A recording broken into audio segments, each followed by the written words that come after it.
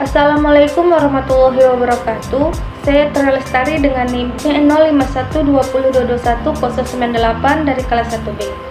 Baiklah, di sini saya akan menjelaskan materi mengenai tentang kepribadian dan siapa sih tokoh kesehatan yang menjadi inspirasi bagi saya.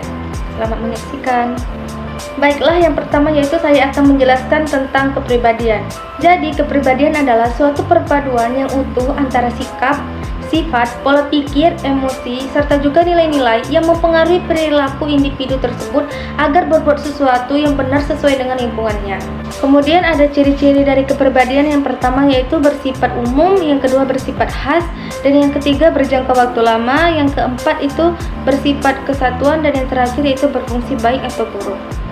Kemudian ada dua faktor dari kepribadian. Yang pertama faktor intrinsik, itu contohnya ada sikap, bakat, kemampuan, minat, dan motivasi.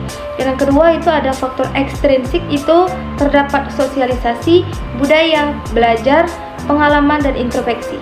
Nah, selanjutnya itu tokoh yang menginspirasi saya yaitu dalam dunia kesehatan itu ada Dorothea Dix, wanita kelahiran 4 April 1802 yang membawa perubahan pada penanganan penyakit mental atau psikis di Amerika Serikat.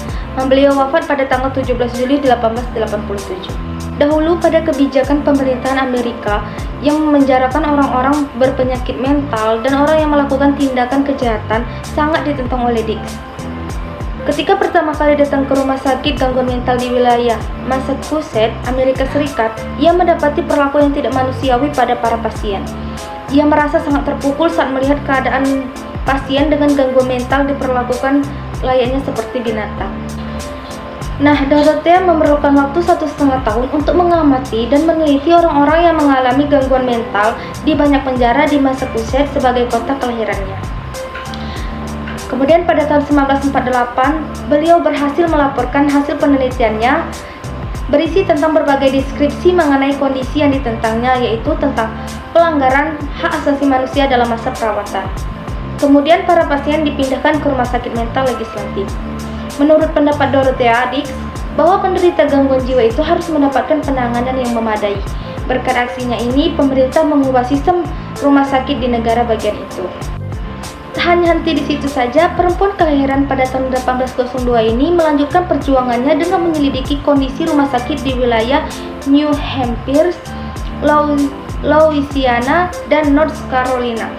Kini, ia lebih dikenal sebagai pelopor perawatan di bidang psikiatri. Nah, hal tersebutlah yang membuat Dorothea Dix sangat menginspirasi saya dalam dunia kesehatan.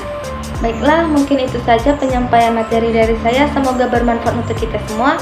Saya akhiri, wassalamualaikum warahmatullahi wabarakatuh.